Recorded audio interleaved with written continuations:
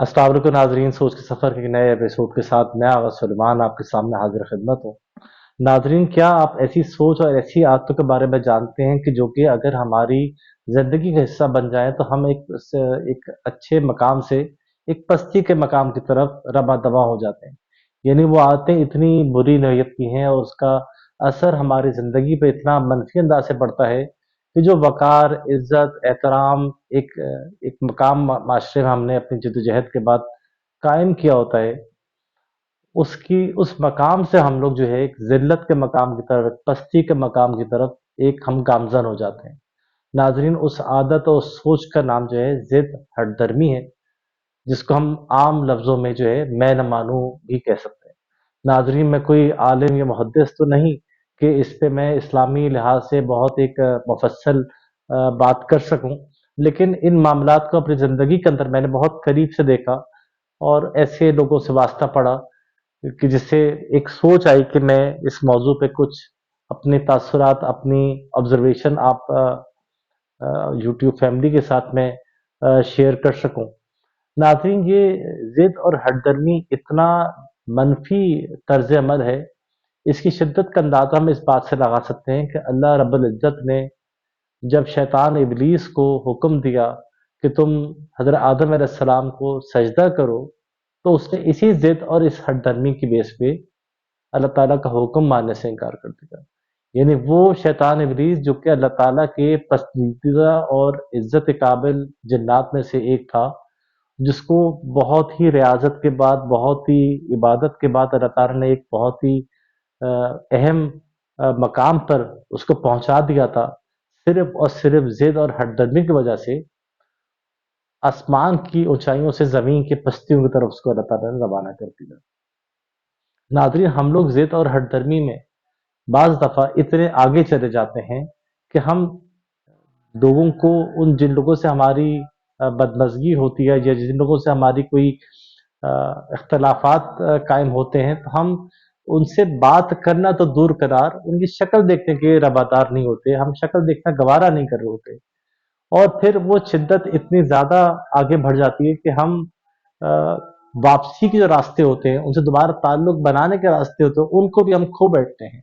यानी उस नफ़रत के अंदर में इतने आगे निकल जाते हैं और अपने आप को इतना ज़्यादा तीस मार खान समझ लेते हैं, अपने आप को इतना ज़्यादा बाइज़्ज़त और अपने अपने आप को अपने ज़हन के लिहाज से इतना हरफ़े कुल समझ लेते हैं कि हम समझते हैं हमसे तो कोई गलती हो ही नहीं सकती। हम जो है जो फ़ैसले करते हैं, बिल्कुल बेहतरीन फ़ैसले करते हैं। हम जो बात सोचते हैं, सबसे बेहतरीन बात सोचते हैं। हम जो काम करते हैं, सबसे बेहतरीन काम करते हैं। लेकिन हम भी इंसान हैं, हमसे भी गलतियाँ होती हैं, कोताहियाँ होती हैं। अपनी गलतियों की करेक्शन करना, यही बेहतरीन चीज़ है। अगर मैं यहाँ तक एक बात कहना चाहूँगा कि अगर कोई एक चीज़ जो एक आम आदमी और एक ख़ास बंदे के दरमियान जो ख़ास बंदे को एक उसको एज देती है या उसको फ़ोकियत देती है या उसको उसको एक कंट्रास्ट करती है, वो उसकी करेक्शन वाली सोच ही है। यानी जहाँ पे इंसान को अपनी गलती का एहसास हो गया और वो रिवर्ट बैक कर गया, उन गलतियों को कवर अप कर लिया, उसने गलतियों की अल्लाह ताला से माफ़ी माँग दी, उस बंदों से माफ़ी माँग दी, तो वो चीज़ उसको मुमताज़ करती है आम बंदे की निस्बत में। ज़िंदगी बहुत तवील नहीं है, बहुत छोटी ज़िंदगी है। लड़कपन से बचपना, बचपने से जवानी, जवानी से उधेड़ उम्री से बुढ़ापा, ये कोई बहुत बड़ा टेन्योर नहीं होता। इसी को हमने कैच करना है, इसी में हमने अपनी ज़िंदगी के मामलात को लेके चलना है और इसी के ज़रिए हमने लोगों को मोहब्बतें भी बाँटनी है, लोगों के साथ अपने ताल्लुकात भी लेके चलने हैं। नाज़रीन, इसी सोच के हवाले से, इसी ज़िद, हठधर्मी, अना परस्ती के हवाले से एक नज़्म है, उससे कुछ अशार अभी बातों के दौरान ही मुझे याद आ रहे थे कि उसके कुछ अशार ये थे कि खुशहाल से तुम भी रखते हो, यूँ अफसरदा तो हम भी नहीं, पर जानने वाले जानते हैं खुश तुम भी नहीं, खुश हम भी नहीं।